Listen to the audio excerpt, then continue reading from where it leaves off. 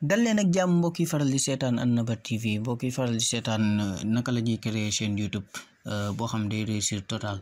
Donc bi bokk na si nga xam ne moom mooy vidéo yi ñuy def pour chaîne YouTube te li ko tax a jug moom mooy li nga gis si titre bi moom mooy naka la ñuy créer lien yi nga xam ne moom la ñuy teg fii comme bu fekkonte da nga bëgg benn nit suivre la sa page Facebook wala Instagram wala Twitter wala n'importe quel réseaux sociaux naka ngay def ba teg fii lien yi fii nii.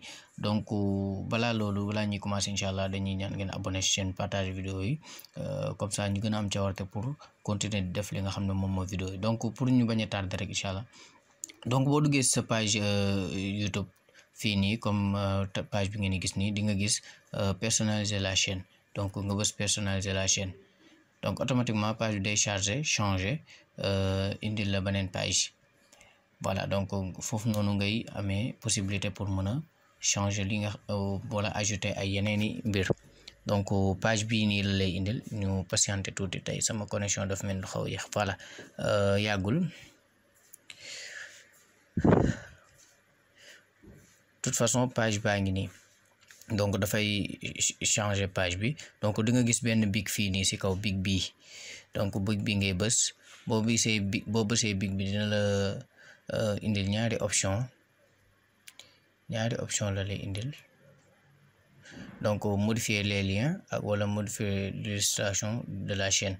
Donc ñun liñ soxla modifier les liens lañ soxla donc foofu la ñuy mën a amee possibilité pour modifier liens yi nga xam ne moom moo nekk ci biir suñu page YouTube pour ajouter wala modifier wala supprimer ça dépend rek. Donc ñu patienter. Voilà donc comme ni ngeen koy gisee nii fii lañ mën a defee ay modification yu bëri comme ni ngeen gis ngeen ay description yeeg information yeeg yu demee noonu. Donc ñun luñ soxla moom mooy lien ajouter ay lien ci suñu page incha allah. Donc fii ngay ñëw bës plus bii nii ngay ñëw bës donc plus bi ngay bës mu ibbil la benn foo xamante ne foofu nga mën a dugal article comment dirais-je article sax foofu nga mën a dugal lien. Donc lien personnalisé superposer les 5 premiers liens personnalisés donc mu ngoog. Voilà donc ñu ajouter lien titre du lien donc ñu jox ko par exemple Facebook lien bi quoi lien Facebook la. URL bi ñu jox ko par exemple ma jox ko sama URL page Facebook par exemple. yow booy de xoolal sa URL page sa URL bi nga xam ne moom ngay joxe nga joxe ko donc URL page Facebook bi.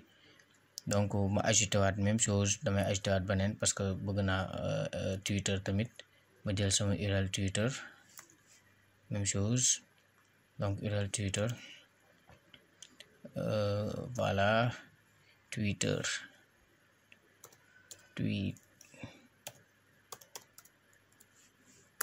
hop Twitter waaye de tee la. Voilà donc même chose Instagram bëgg naa ajouter Instagram aussi Instagram voilà sama lien Instagram bi copier ko ba teg ko fi.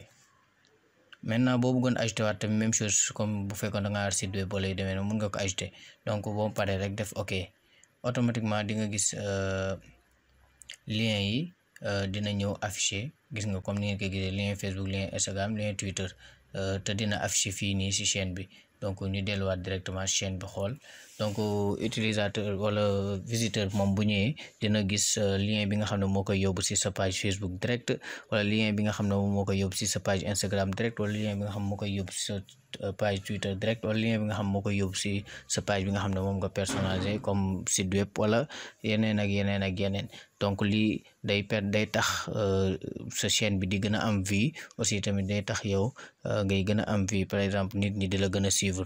Donc visiteur bi bu ñëwee bu cliquer fii directement da koy yóbbu ci sa page Facebook bu cliquer même chose bu cliquer bu Twitter bi tamit da koy yóbbu ci sa page Twitter même chose que Instagram. Donc comme ni ñu koy gisee boo cliquer mu yóbbu ko ci page bi bu cliquer aussi mu yóbbu ko ci page bi bu cliquer aussi tamit mu tijjil ko li nga xam ne moom mooy page bi. donc loolu moom mooy liñ leen indi doon tey si vidéo ba baneen yoon si yeneen i tutoriel incha allah.